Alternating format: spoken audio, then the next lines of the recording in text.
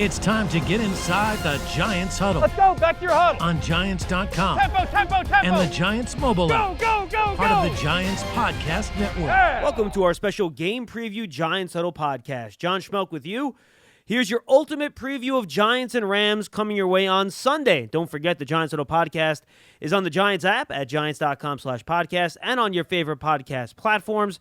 And this channel also features the All In NYG podcast, which is a 10-year celebration of Super Bowl 46. All right, so we got 3 guests coming your way today. We got J.B.Long, who's the play-by-play man for the Rams. He talks to Paul Dottino and Lance Medow. Head coach Joe Judge joins us as well. Bob Papa will talk to him.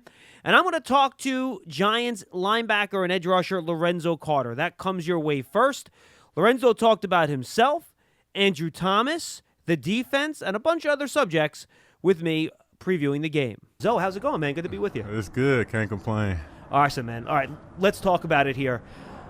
You watched the film of the defense last week against Dallas. Yeah. What was your major takeaway coming off of that in terms of what you guys need to do to improve and do things a little bit better? Yeah, I think we just got to focus on the details, keep paying attention to the details, and then just do what we know we can do. We got the guys all over the field in different positions. We just got to go out there and, as players, make those big plays and game-changing plays that we need. Oh, is it mental situations where you guys aren't where you're supposed to be, or are you guys where you're supposed to be, but you're just not taking advantage of those opportunities physically and making the plays? Yeah, I think it's not too many times where guys are just completely out of position. It may be out of position by half of a gap, and it's that type of stuff that we got to fix. And we've been doing a good job this week just making sure we pay attention to those type details where if there are any questions, everybody's just been asking and communicating, just making sure we're all on the same page so we can just play fast and be correct. Yeah, I don't want to try to simplify it too much, but how much of it is just, 1 or 2 guys each week going out there and making a big potential game-changing play when they have the opportunity? Because, as you know, those plays don't present themselves very often, and when they're there, if you don't take advantage, you're kind of putting yourself behind the 8 ball, right? Yeah, that's a fact. In this league, it's not too many times that you get opportunities or that the other team does something that you can take advantage of. But when it happens, like you said, you got to take advantage of it. And that's what we've been saying. Like, we don't have to press. The guys in the locker room, we're comfortable. We don't have to go out and try to make plays bigger than ourselves. Just do what we do, and when the plays come, you got to make them. How about you personally, when you watch yourself on tape? What's your reaction so far this year through the first 5 games? It's been all right. Just trying to get back out there, play ball, play solid football with my teammates as a whole unit. And then, of course, we wish we could get more sacks. So it's just we got to apply the pressure, but we got to do it within the defense at the same time. We don't want to become selfish players, start running upfield, and then create gaps where it's that one-off where everybody's doing the right thing, but somebody's trying to press and make a play and press and do something that's outside their job. So I think it's been pretty good. Of course, we can make more plays, but that'll come. You mentioned sacks. Sacks in a lot of ways are dependent on what the other team's doing, right? If the quarterback gets rid of the ball in a second and a half, what are you going to do? Yeah. So it all depends of getting pressure at the right time on their right play call. Yeah. Your pressure rates are almost identical to what they were last year, but the sack rate is way down. So is there something you are seeing that you guys can do differently to try to get home more, get there quicker, something? Or are you guys just getting caught in situations where you're playing a bunch of good quarterbacks and they're just getting the ball out too quick for you guys to affect them?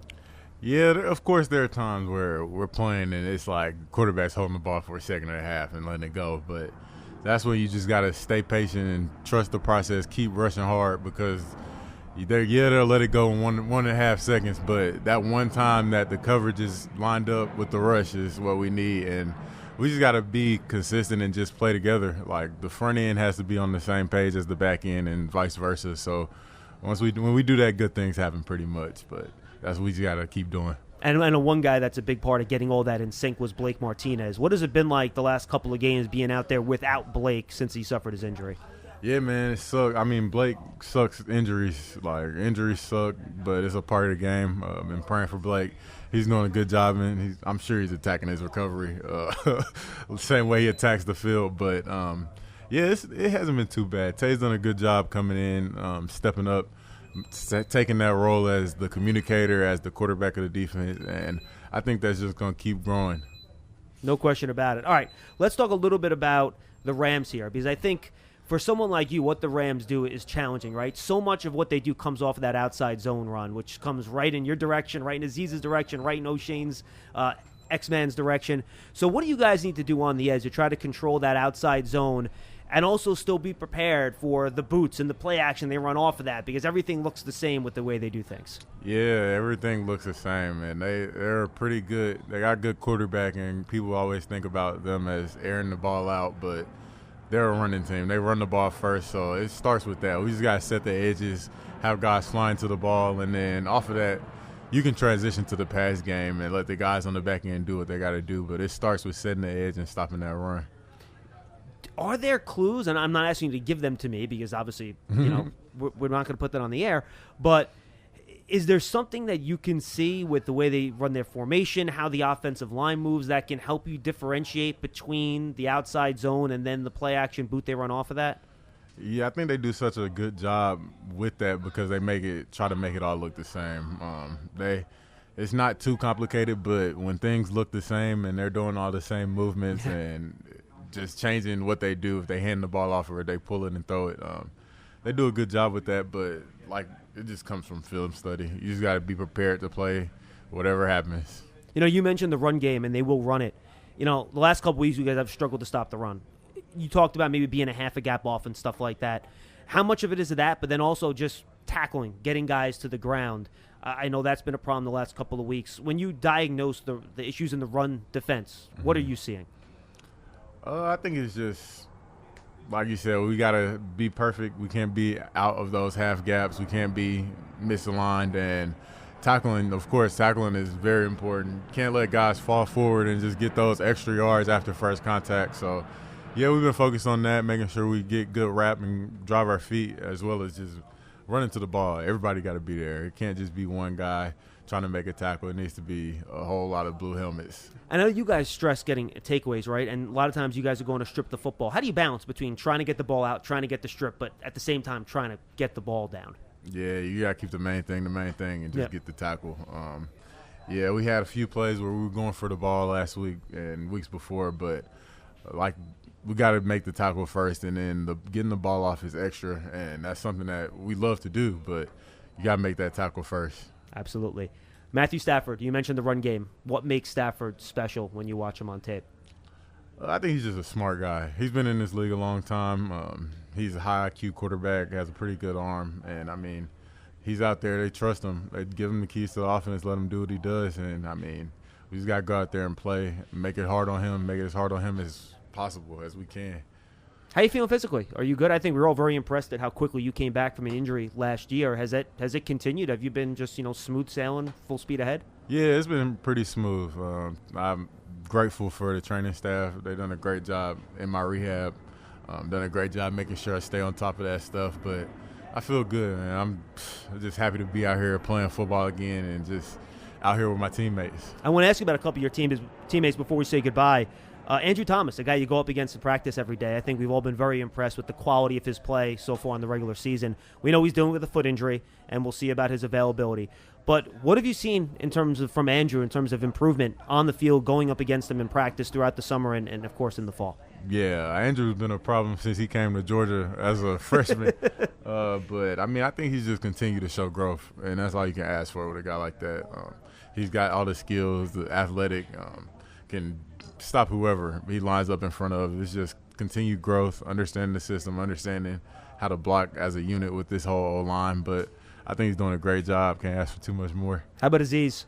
He's done good. He's come in as a rookie and made impact plays, and that's what we need. We need guys to make impact plays. He's done a great job learning from everybody and bringing in what knowledge he has, and we're just trying to keep growing. And your man Tay from Georgia as well. He's taken over from Blake in a lot of ways. How has he slid into that role in the middle? He's done good. Tay coming in, it's crazy because people forget that he was a rookie last year, coming through that, dealing with a crazy COVID season. Circumstances weren't great, but he came in last year and did his thing, and this year injuries have forced him to step into a larger role. So he's done a good job preparing. He's in here watching film all the time, in here talking to coaches, talking to the players, making sure we're ready.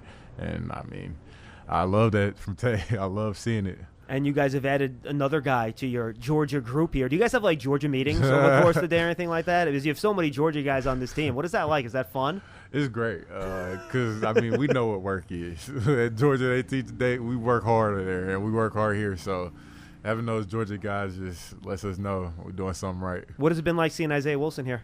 It's working been great. with him. That man is huge. He's a huge big human fella, being. right? Huge human being, but he's been over here doing his thing. I'm working with the team, making sure he does everything he can to be ready and get better. Zo, good stuff, my friend. Best of luck on Sunday. We appreciate the time. Appreciate it.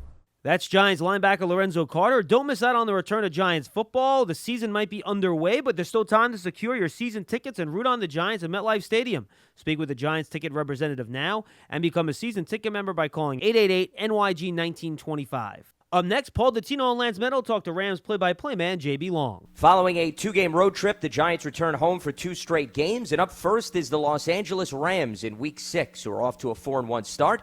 To get more into this week's opponent, we are now joined by the radio play-by-play announcer for the Rams, J.B.Long. J.B., you got Lance Medow and Paul Dottino here. Appreciate the time today. How's everything on your end? Hi, Lance and Paul. Thanks for the invitation. Doing well. The Rams coming off a little mini-bye. The benefit of winning on Thursday Night Football is the extra days, the extra weekend is one that you can enjoy and one that you can use to your benefit, I think, in preparation. Absolutely, and the Rams are off to a very strong start, as you hit on. I want to start on the offensive side of the ball, JB, because when you look at Matt Stafford's numbers, he's off to the best start of his career when you consider completion percentage, passing yards, as well as passer rating. We know he has an overwhelming amount of talent around him, similar to what Jared Goff was working with. But I'm curious, how much of the offensive line play would you attribute to why Stafford has gotten off to such a strong start? Well, especially when you contrast it to what the Giants have been dealing with at guard and at tackle and elsewhere along their offensive line. It certainly jumps into sharp relief, and the Rams have been able to start the same 5 throughout. I think they've all individually played pretty well and collectively have been excellent, pass and run. I think Stafford, with his depth of experience, is doing a nice job protecting himself pre- and post-snap. And really, just to round out the picture, I think the Rams are the quintessential example of what it means to protect with all 11 right now. Their running backs, Darrell Henderson and Sony Michel, have been buttoned up in blitz pickup. They've done a lot of chipping and playing out of it on the edge. And the receivers are winning. And when you win early in a down and consistently across the field, Stafford doesn't have to hang on to the football very, very long. You pair that all with McVay's design, which I think is among the best in the league. And yeah, Stafford is enjoying career-best numbers so far because he's been pressured and hit and sacked at a career-low rate.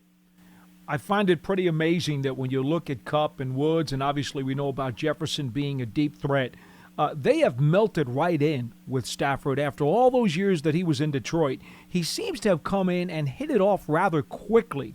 Does that surprise you much at all?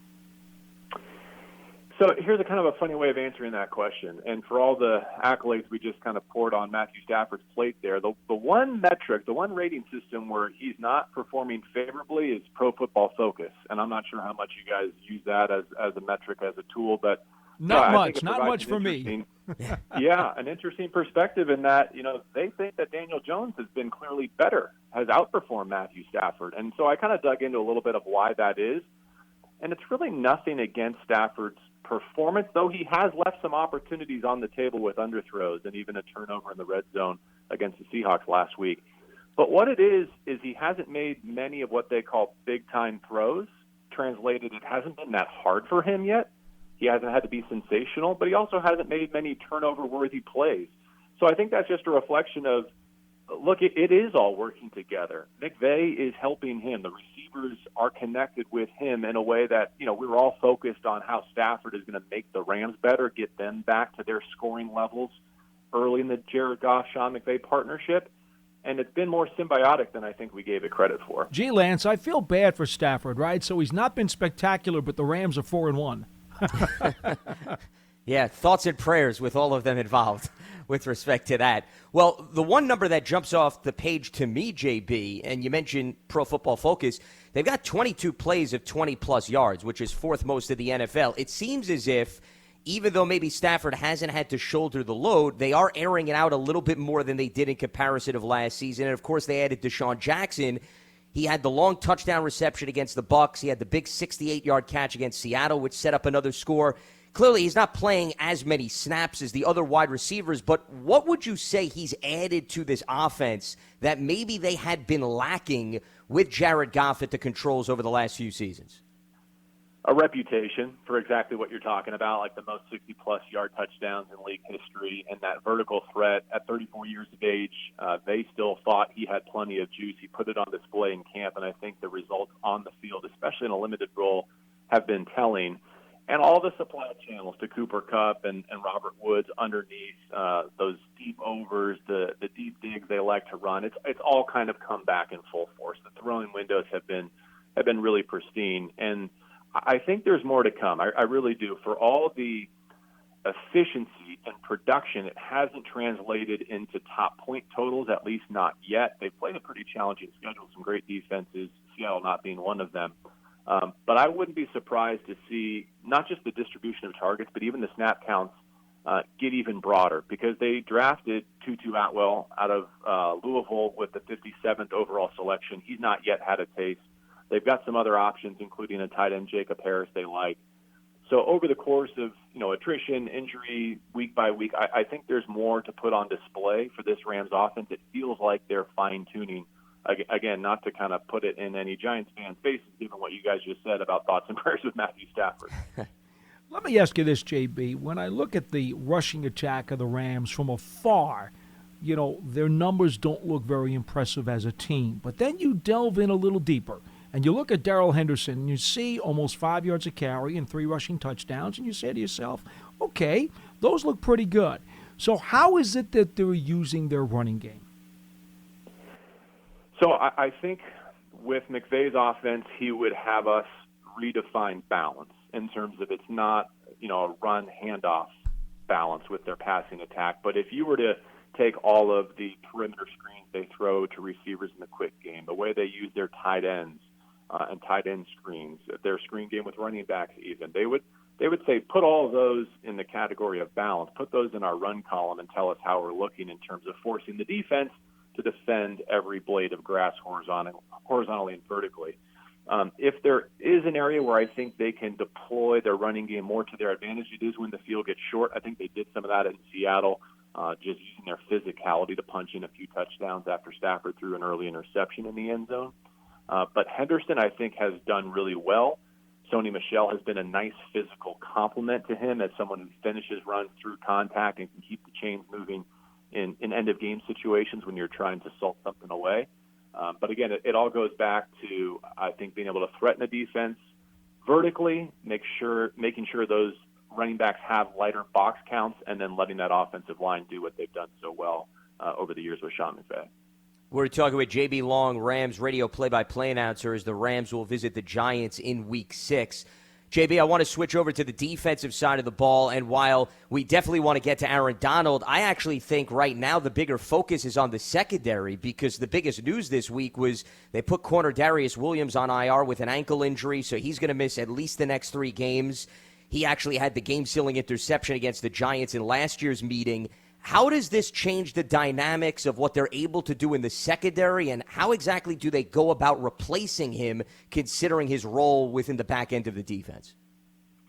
No, it's a good question, because I think Darius is probably still one of the most underrated corners in the league, despite what he did for this team last year, so much so that the organization put a first-round tender on him this offseason to make sure he stayed in Horns. The good news is it's a short-term injury, should only be the maximum 3 weeks on injured reserve before he comes back. But their answer so far this week has been it's going to take more than one player. And it's interesting that the injury comes at a moment where they had just a week ago made a change at another corner position, inserting Robert Rochelle, who was a 4th-round selection from Central Arkansas. So he played small school, small conference football and got a taste, but that was his first start in Seattle.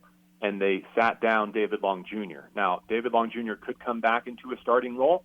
They could also promote someone from the practice squad like a Dante Dion, who got his start there in New York with the Giants. Sure. They could use a defensive back and more of a safety, but a hybrid defensive back like Terrell Burgess, who they picked up in the 3rd round last year and fractured an ankle in October.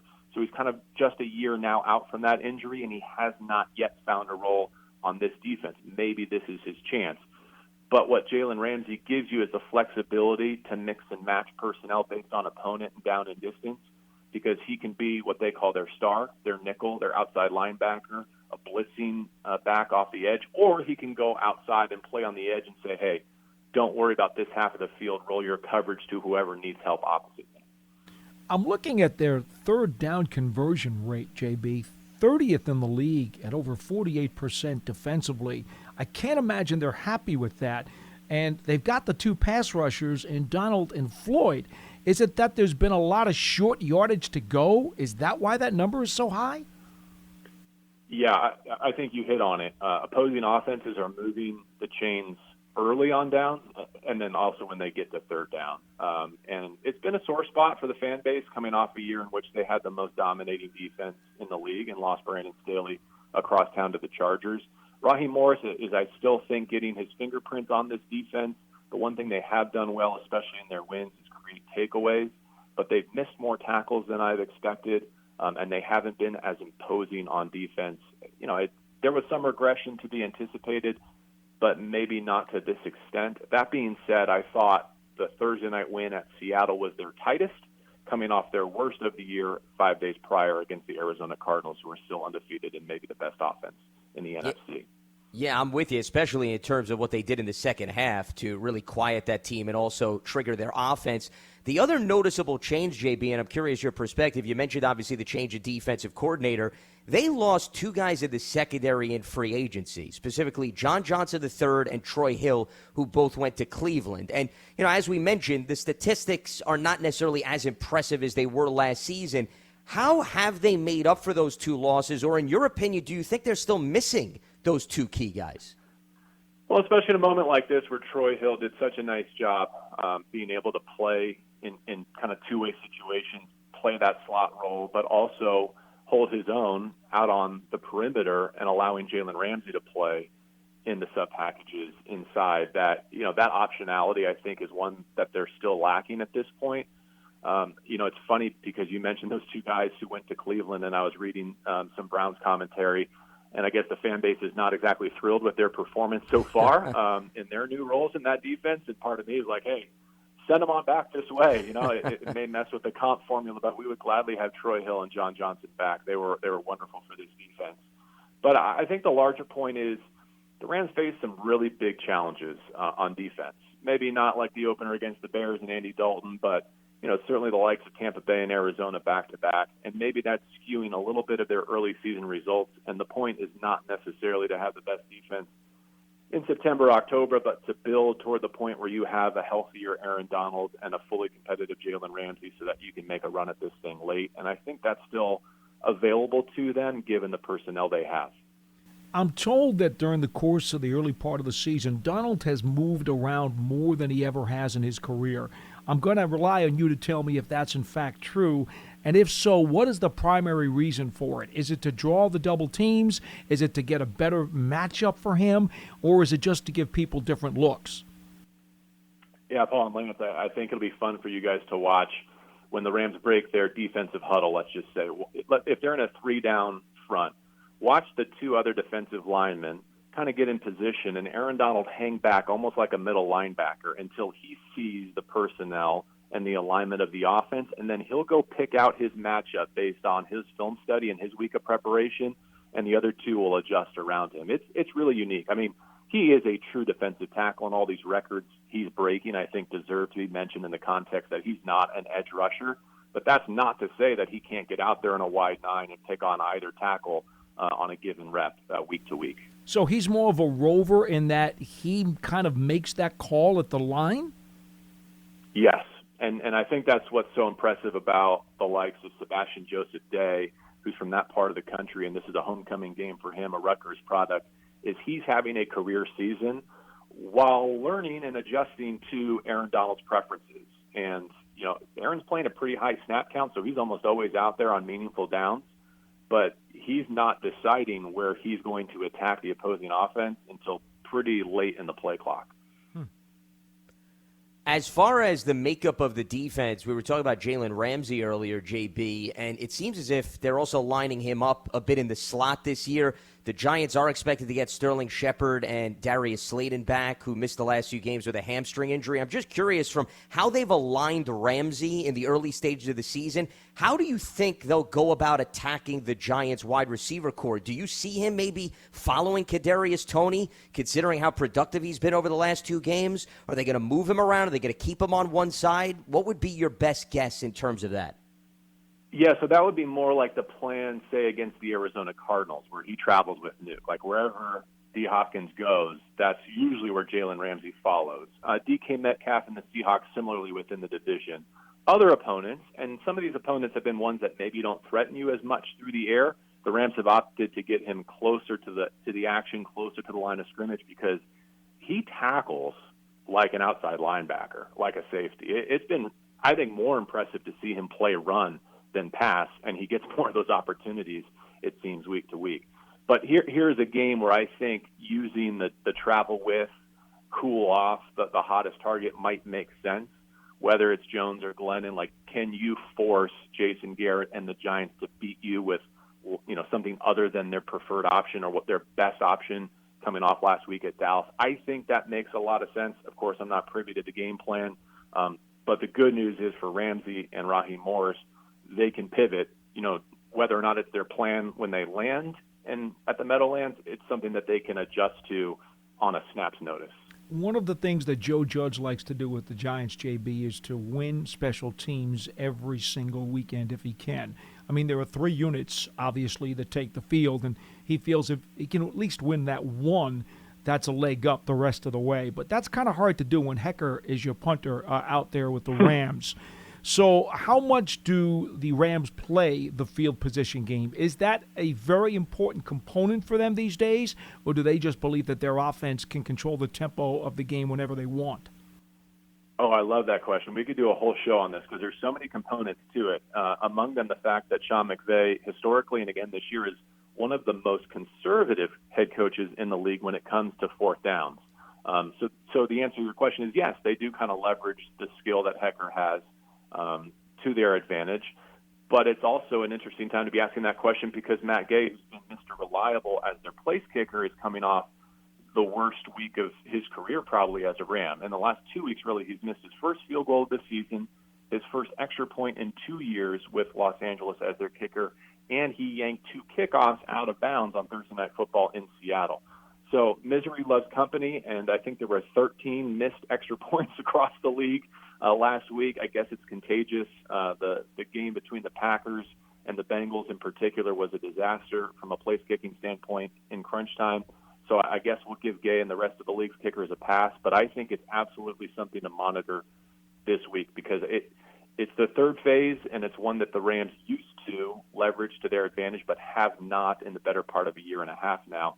And here's where it plays out is offensively they're averaging 28 points per game, but their shortest touchdown drive of the season is 70 yards. Think about that. In 5 games, they haven't scored a touchdown on a field shorter than 70 yards. It defies logic. It defies the odds. So either their point production is going to start to come down because of this lack of field position, or they're due. And that's kind of where we started this conversation on offense.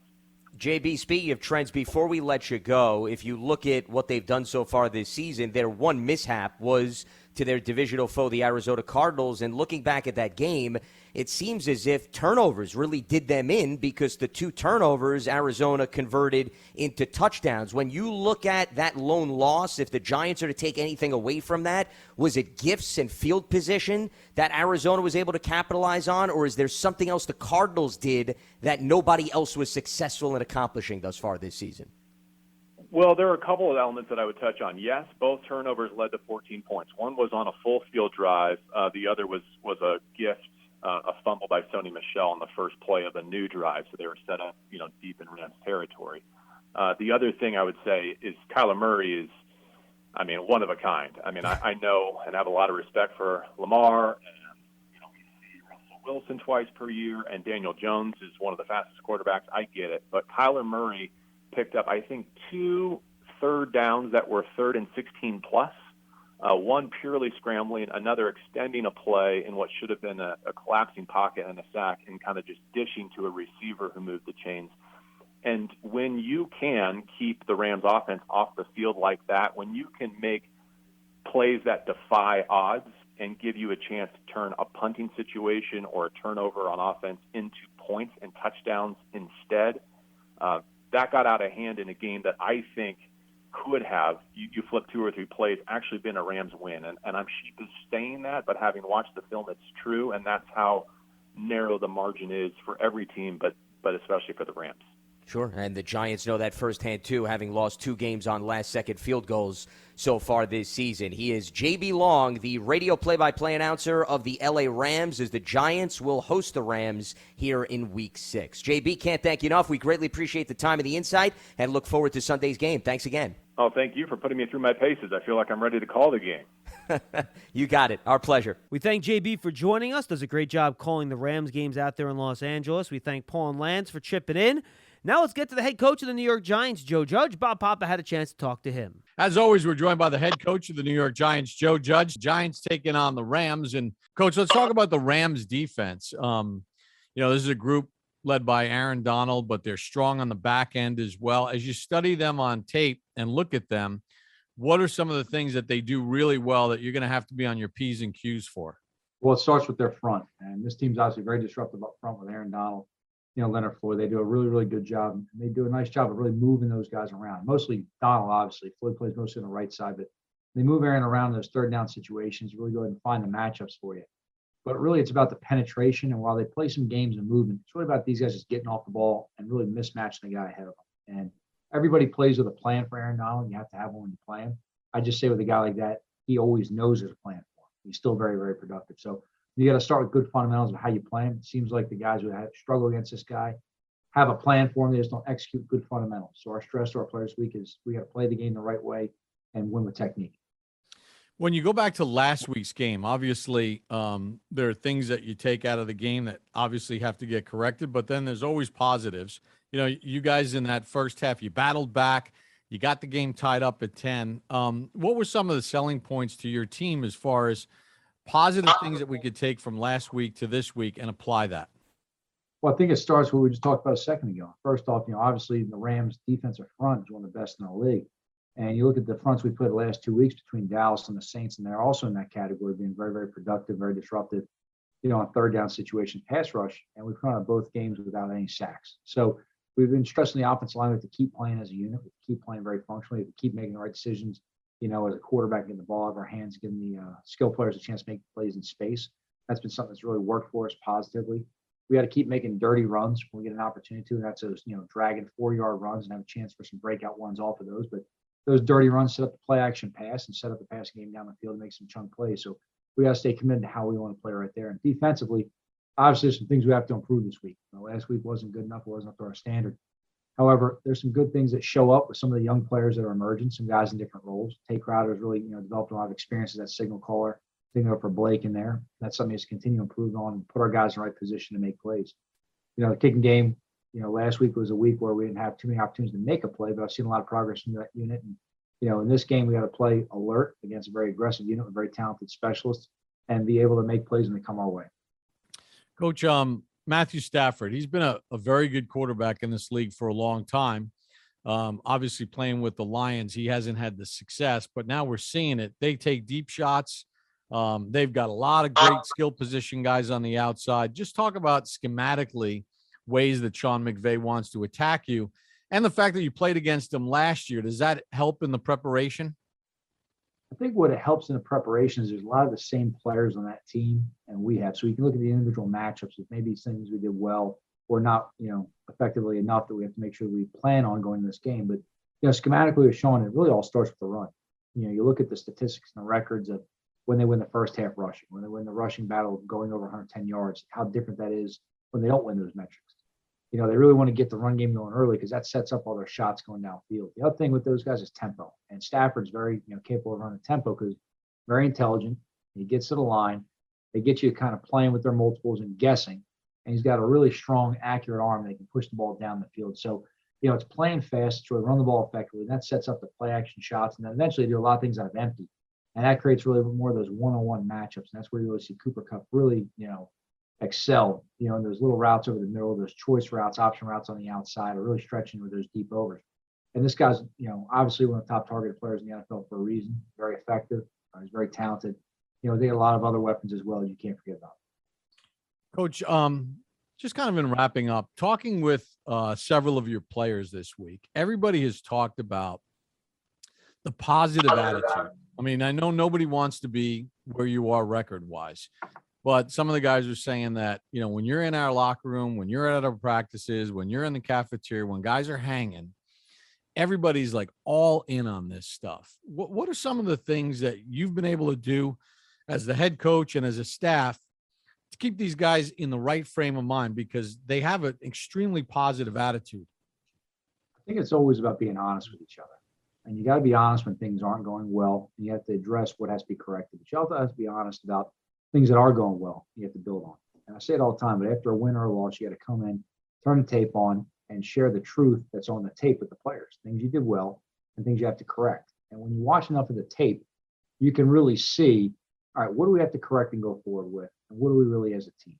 Okay, where can we be as a team? So, look, there's a lot of noise on the outside. There's a lot of things that, create doom and gloom. They have to know when they come in the building, it's about us operating as a team, preparing the right way, sticking to the process, and putting ourselves in a chance to have success. And look, there's been a number of games that could have gone the other way, but that's because we didn't make the plays when they counted.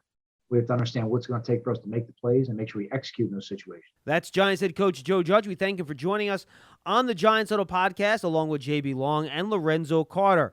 Giant fans, you can take in all the action of Giants football from your very own private suite. Giant suites are a great way to entertain your family and friends while rooting on the Giants right here at MetLife Stadium. Speak with the Giants suite rep now by calling 888-NYG-1925.